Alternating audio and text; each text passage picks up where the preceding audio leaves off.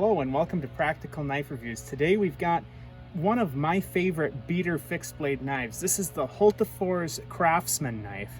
Now, why do I call it one of my favorite beater knives? Well, first of all, it's a really cheap knife. I got this from Lamnia a few years ago. You can see it's very patinaed from use because I use it all the time. I got this a few years ago from Lamnia, the Finnish retailer of knives and outdoor goods. I'll have a link in the description. For about $5.50 or so. The price has since gone up a little bit on their site. I think I saw it for $8.30 or so recently, but yeah, when I got it, it was like $5.50. And forgive us for the leaf blowing that's going on in the background. But this is SK5 carbon steel, roughly the Japanese equivalent of 1080. Holds a decent edge for quite a while, but very tough steel. Just a cheap molded polymer handle, a cheap plastic sheath,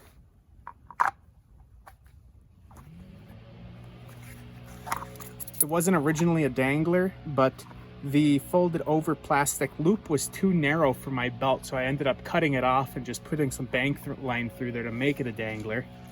But made in Sweden, quite a decent knife. For when I got it $5.50, $8, I mean, you're looking at basically a Mora, but cheaper than a Mora. Anyway, yeah, let's see if it's sharp. And I was just beating on this, but oops, that was my fault. As you can see, the knife is quite sharp. Let's check it on cardboard. Almost no resistance at all. Stupidly sharp even after I was whacking on it. Cutting through a knot. Trying to cut through a knot and then realizing, oh wait, there's a knot, and then beating on it with the baton to get it out of the knot. But let's try this now. Batoning, pine, softwood, no knots in this one. Now this knife is made, it's called a craftsman knife, and that's because it's made for people working in the construction trades, basically. But I use it all the time for just basically anytime I'm going to be working with wood. Especially if there's a little knot, we went right through it. Not that that's a big knot, or that it changes the direction of the grain at all, but you get the idea. Let's put this one more time.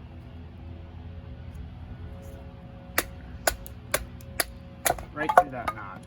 Again. See, we went right through the knot. Let's check it on oak. This is red oak, hardest wood in our forest, and this is a very awkwardly shaped piece, but we'll give it a try anyway, see what happens. Yeah, like I said, this is a hardwood, but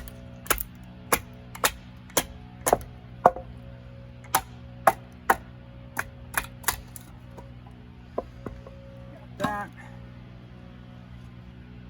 and we'll do one more.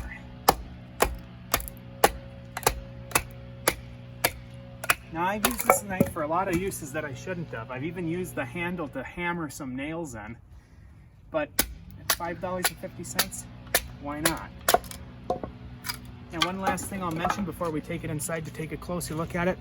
Scandi-ground on that carbon steel. So, I love my Scandis, you know that. Yeah, great knife. Let's take it inside and take a closer look at it. Sorry guys, we forgot to do feather sticking with this, so we'll do that now. Yeah, just slipped my mind. So we've got the pine here, soft wood, and this razor sharp scandi-ground. We would expect that it would do quite well with wood. And I'm not putting any real pressure behind it. I'm just guiding the blade along. Not getting the angle perfect, but that's okay because look at the curls that we're getting here.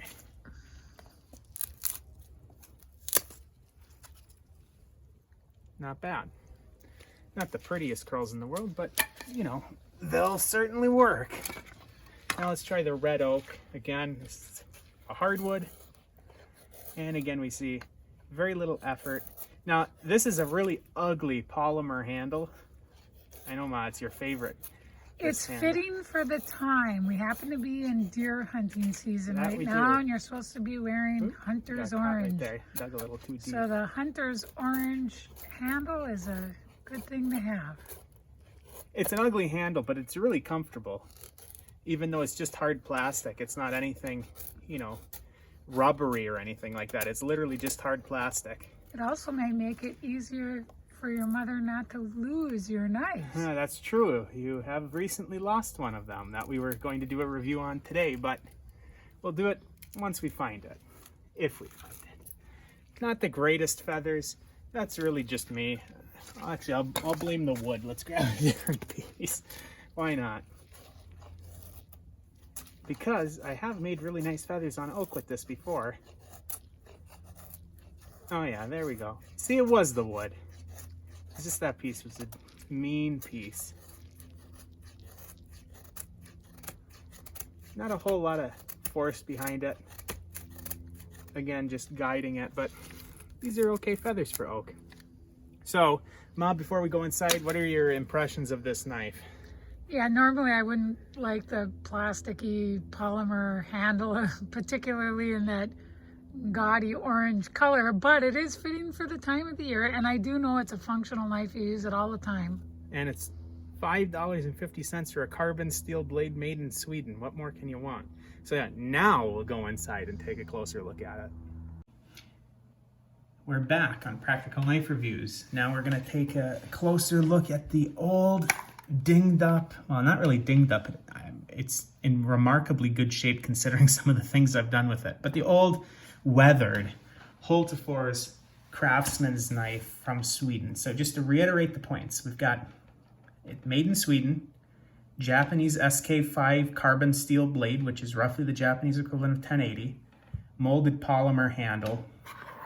It's going to be a rat tail tang. I've seen videos where the tang goes down to somewhere around here. But yeah, it actually took some snooping online to figure out that this was SK5, but I have confirmation that this is SK5 carbon steel. Just a polymer sheath. Again, this had originally a fold over, and it would click into here, and your belt was supposed to go through here, and it was supposed to clamp down over your belt. But the belt I wear is pretty thick, so I actually couldn't get it to clamp over my belt. So I just chopped off the top and strung some bank line through it to make a dangler, which I prefer danglers anyway. But yeah, I mean, obviously this is very inexpensively constructed, but this knife has taken quite a bit. I mean, I've literally used the end of the pommel as a hammer before. This, I've batoned through stuff. I've batoned the edge to try to get it unstuck from stuff.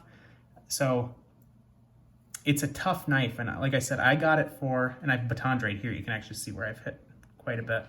Anyway, I got it for, I think, $5.50 roughly from Lamnia, including shipping from Finland. But now I think, if I remember correctly, they're about $8.30. But you know, if you wait for them on sale, you'll get them for less than that. So I'll get some measurements going while Mom gives her thoughts on the practicality aspect, and then I'll let her talk about the aesthetics at the end. The practicality aspect, I know that it's practical because you use it all the time. And the way I saw you beating on the very tip of it going through a knot today. Which was not recorded, sorry. Sorry to interrupt you, Ma.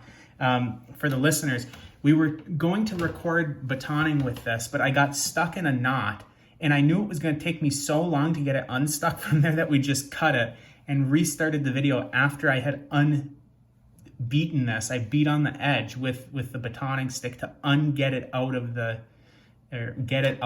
the knot. So we really did beat the snot out of this, and so all of the cutting that you saw in the video today was after that had taken place without any stropping or anything. Anyway, sorry, Ma, carry on. So the orange handle, as ugly as it may be, we just had our night walk through our forest in the complete dark with some headlamps. This would be the knife you'd want to take because you would not worry that you were going to lose it.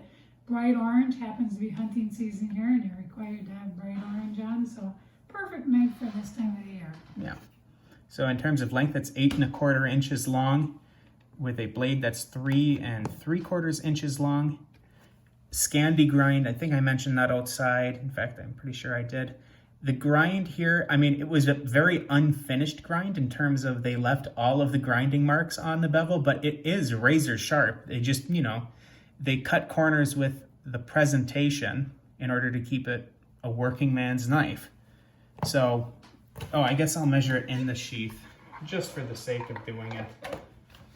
Shouldn't be any longer really, but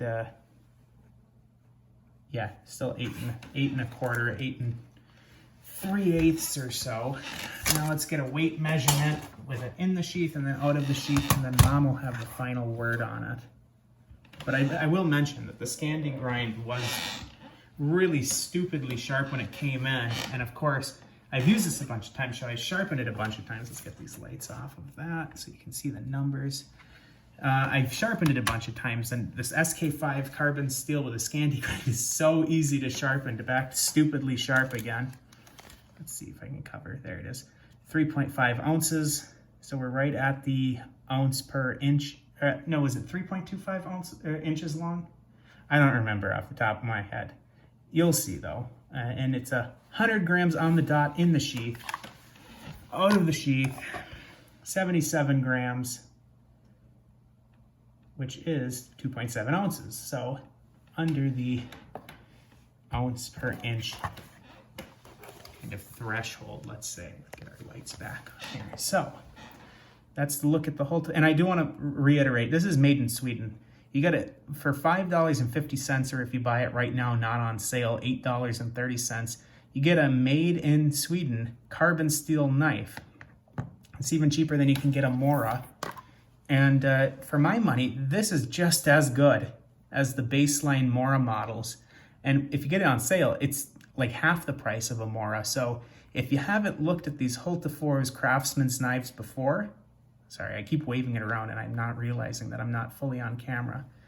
If you haven't looked at these Hultafors Craftsman Knife before, highly recommended. This is about the best that you're gonna get in terms of a fixed blade for this price or anywhere near it. The next best, or the next price range would be the Mora.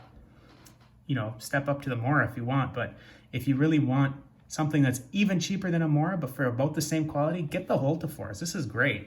Ma, aesthetics and any other final thoughts? Aesthetics, it's fine. I'm not a fan of plastic cases or handles, but this thing is so cheap and so functional that I think it's a must-have. Yeah, I think that that's a good final word. This really is a, I mean, I can't really recommend any knife higher than this. I have a few knives in mind that I might recommend as highly as this, but for the price and what you're getting, I have very few better, you know, deals for the price than this knife. So definitely check these out, and I'll put the link to the Lamnia. Just keep an eye out for sales and, you know, buy a bunch of stuff when they have a sale on their website. So is that all, Ma? That's it. That's it. All right. That's it for this time on Practical Knife Reviews. Thanks for watching and take care.